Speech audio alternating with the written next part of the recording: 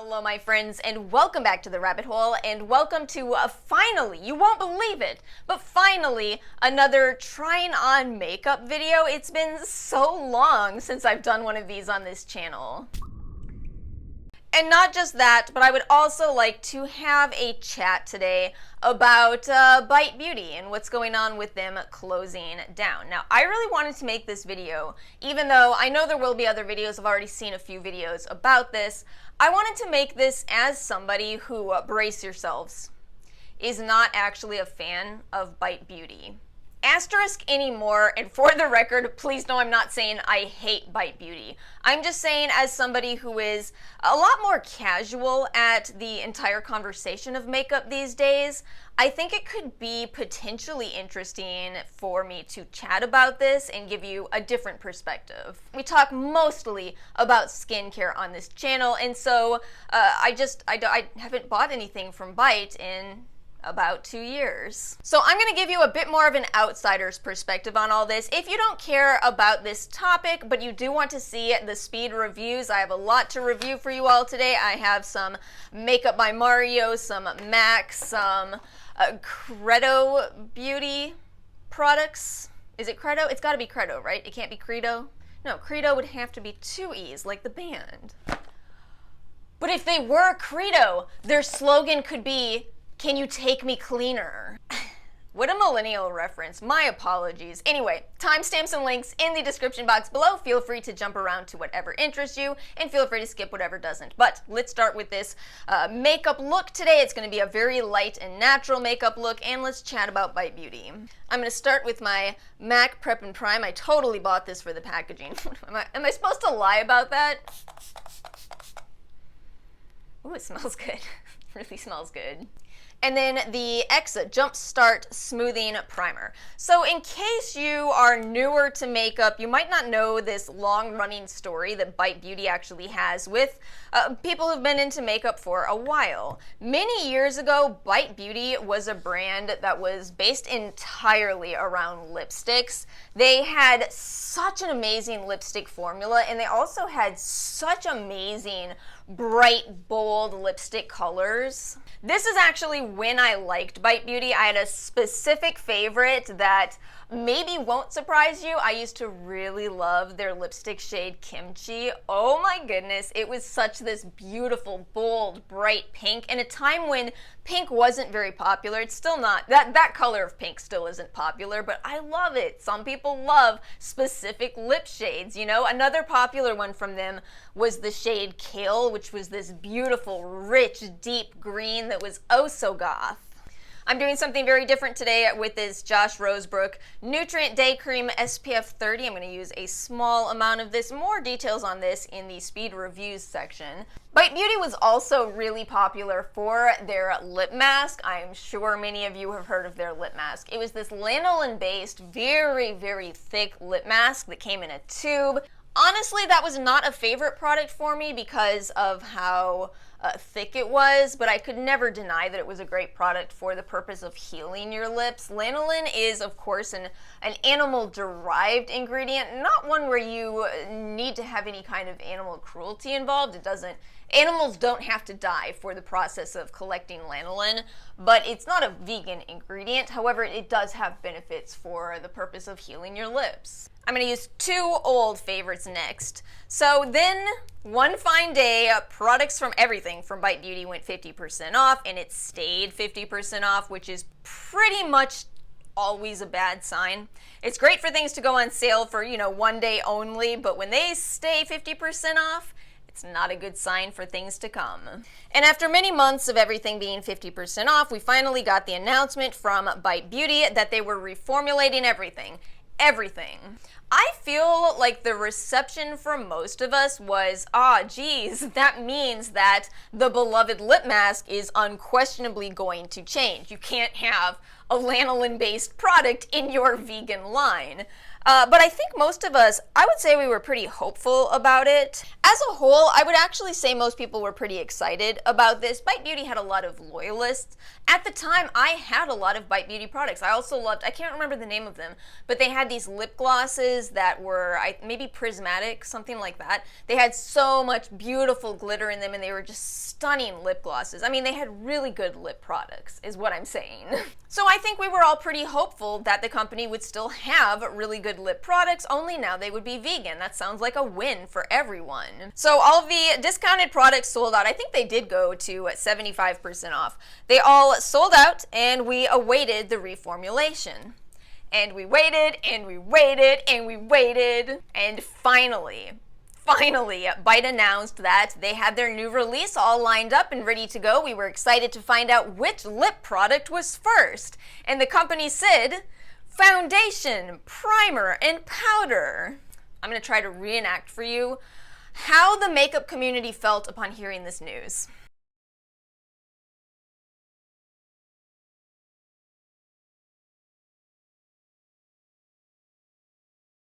Rate my acting skills.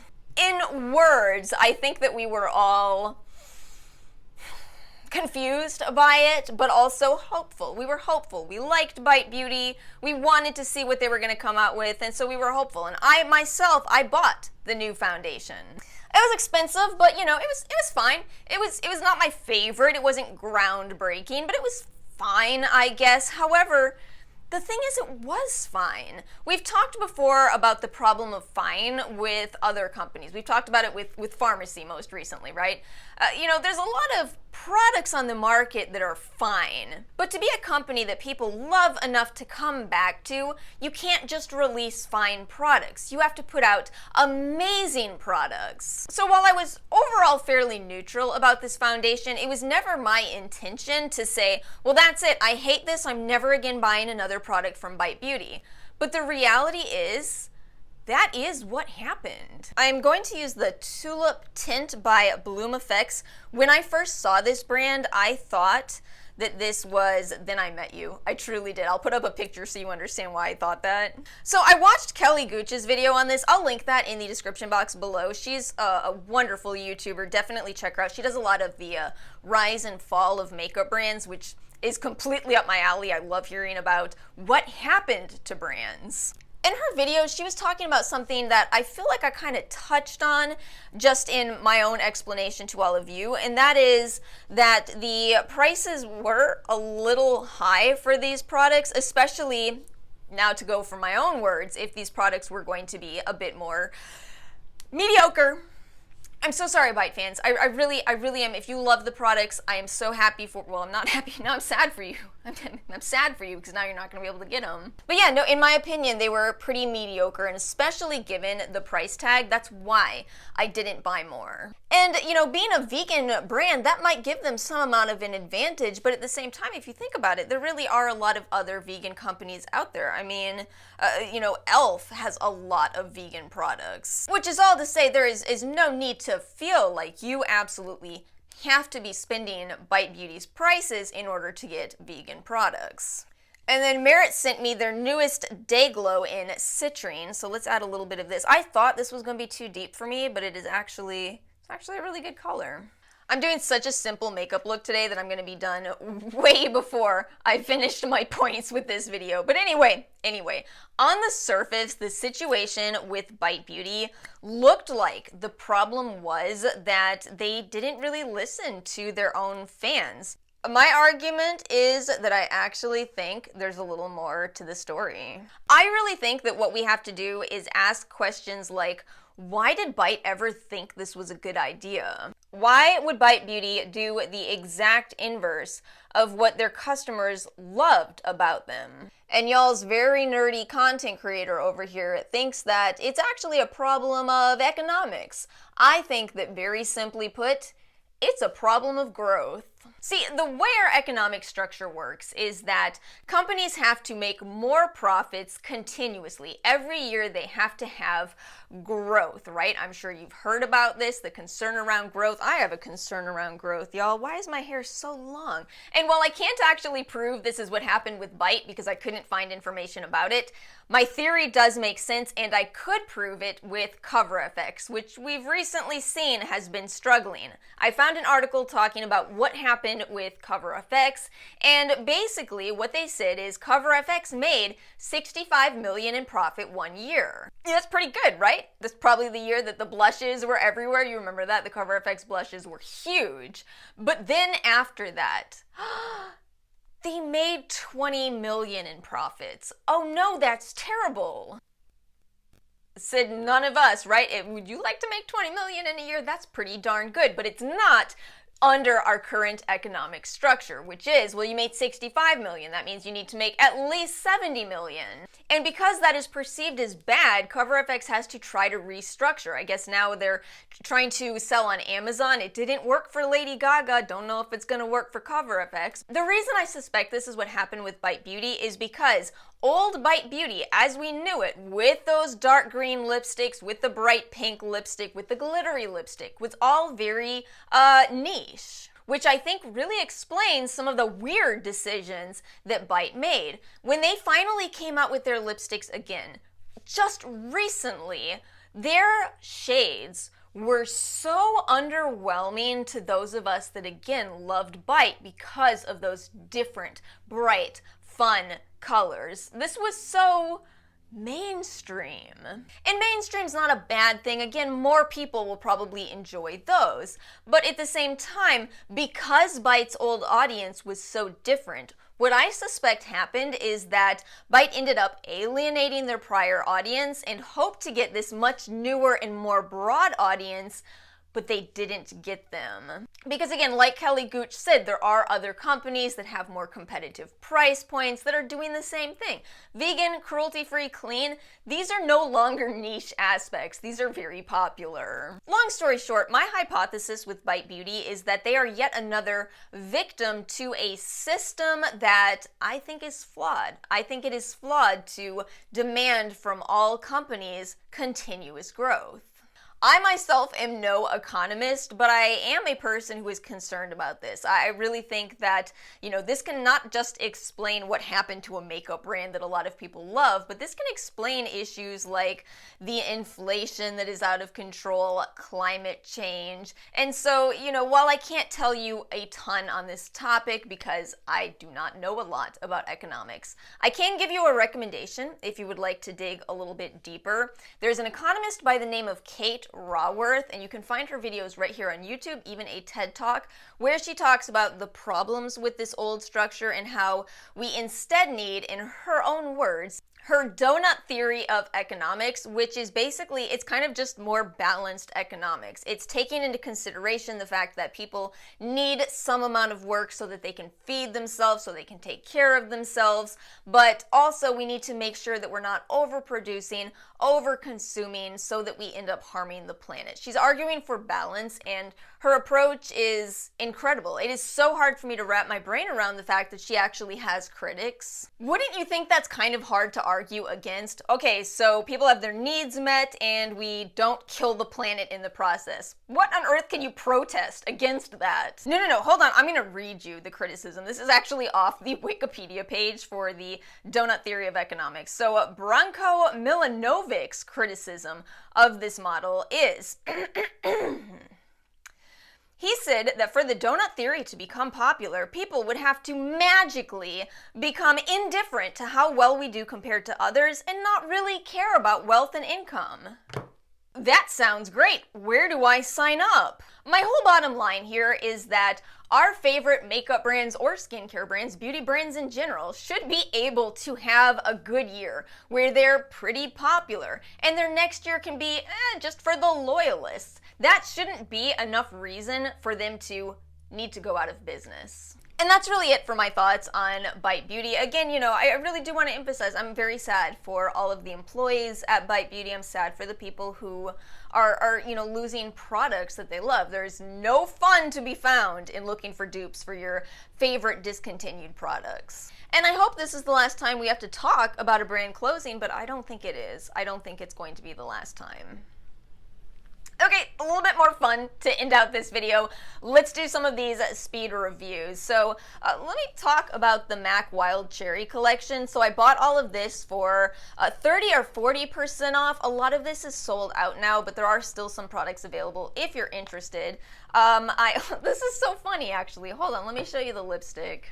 I just said I feel bad for anybody who is looking for a dupe for these newly discontinued products. I am still out here looking for a dupe for the old formula of kimchi. I don't think it's quite it, but it's the type of pink that I love. This is the shade Cheeky Cherry. It's the Love Me formula, so comfortable on. That was a bit of a kindergartner-inspired swatch, but that was also unplanned. Anyway, the other MAC product that I bought is the MAC Stack, and this is pretty much what inspired my whole order. This is a $28 mascara. I'm somebody who has said I don't like buying expensive mascaras, but y'all saw this trending, right? You did see all the videos about it. I do see why this mascara got so much hype. Maybe you saw it as I was applying it. It is a very, very volumizing mascara where it actually doesn't flake on you through the day, which is darn near impossible to accomplish. But there are two things I need to tell you. So first off, I do use lash serums, so know that my lashes are longer, just to brace you for the fact that my lashes might look, I'm very happy with them. I'm very happy with my lashes, but it might be slightly unrealistic if you don't use lash serum to expect these exact results. And secondly, I still use an old mascara wand to comb out any clumps. I don't find this to be too clumpy, but I think you could find it to be too clumpy. I think that's pretty much true with all volumizing mascaras though, so I'm telling you, do this trick. I'm telling you, I will forever be on my channel saying, y'all have got to save your old mascara wands and use them as a brush to brush out any clumps in your lashes. It's game changing, I promise. But golly gee willikers, this is a very good mascara. It's very good. Let me talk about this next.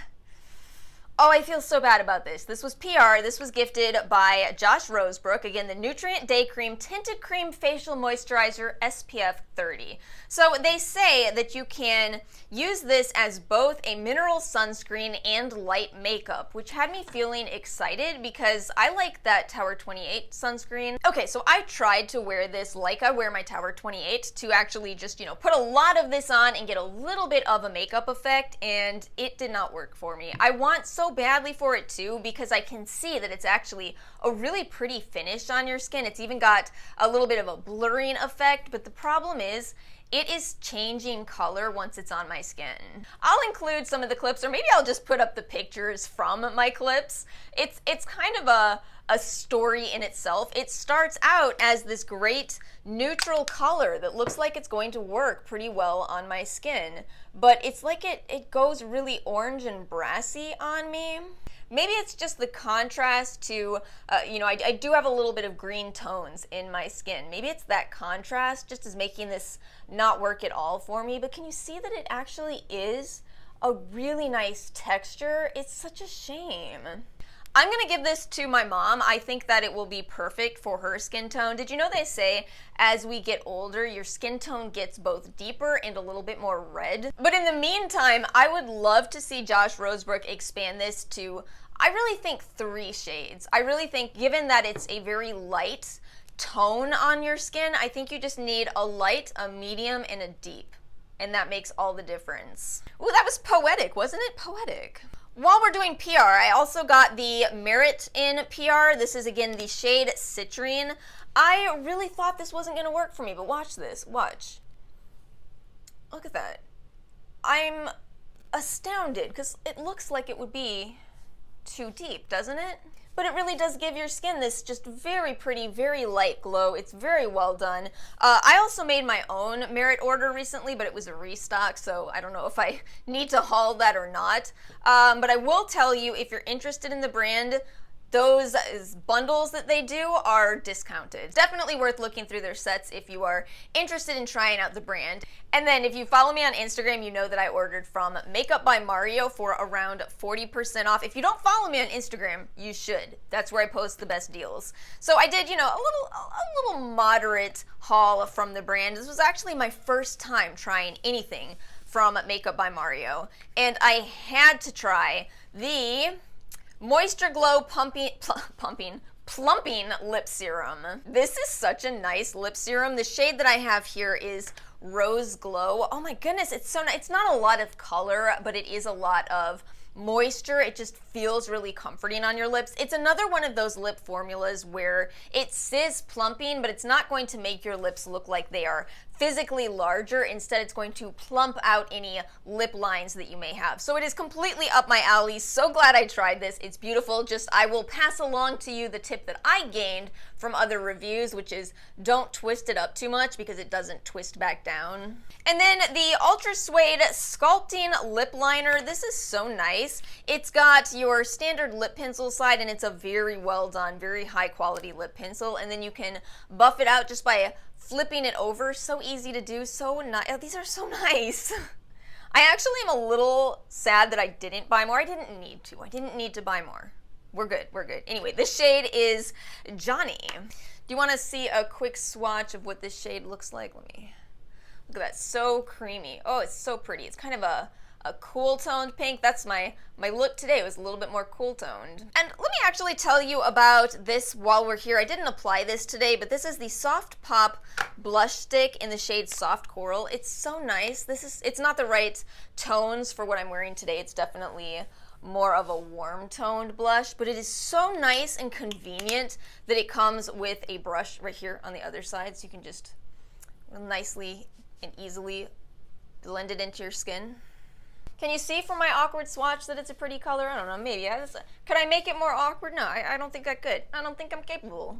And last but not least, I bought the Credo Clean Makeup Collection because I had heard a lot about certain products in this box. This right here, which I used today, the Exa Jump Start Smoothing Primer. This is so interesting. It's almost a mattifying primer. That's definitely how it feels to me. I think they describe this as leaving your skin looking, oh, here it is, semi-matte finish. It's so interesting to use this because it's been a while since I used anything other than a dewy primer. It's almost a nice change, actually. It's a nice change. You know, how long do you think it will be before matte looks are actually trending again? It's inevitable. It's going to happen. Oily skin types rejoice. Now, I will say, as someone with dry skin, this didn't necessarily blow my mind, but at the same time, I respect it for what it is. I always respect things that are a little different, and it's actually a little different. Yeah, easy to work with, but nice. What else did I try on? Oh, the Bloom Effects. The Bloom Effects blush, and it's a lip and cheek balm. This is so gorgeous. It is so pretty. I have never heard anyone ever talk about this, but I almost said I'm obsessed with it, but I hate what that phrase has become on YouTube. And yet it's what I'm reaching for almost every single day because it's just so easy to work with. It's such a good color for my skin tone. It is so pretty. But that's it for my speed reviews and our chat about Bite Beauty. Again, let me know your thoughts in the comment section below. I hope you enjoyed watching today's video. Make sure to like and subscribe. Have a wonderful rest of your week, and I will see you all next time.